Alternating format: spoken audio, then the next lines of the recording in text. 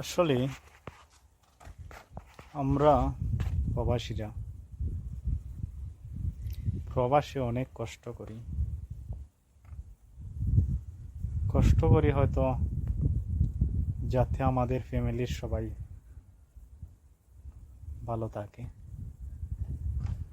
আসলে এই আশা নিয়েই আমরা প্রবাসে আসি, কিন্তু আমাদের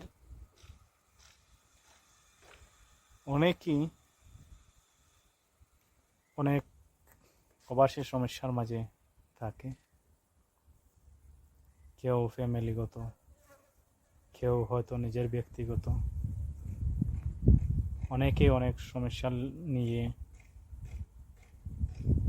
প্রবাসের মধ্যে কাজ করে। আসলে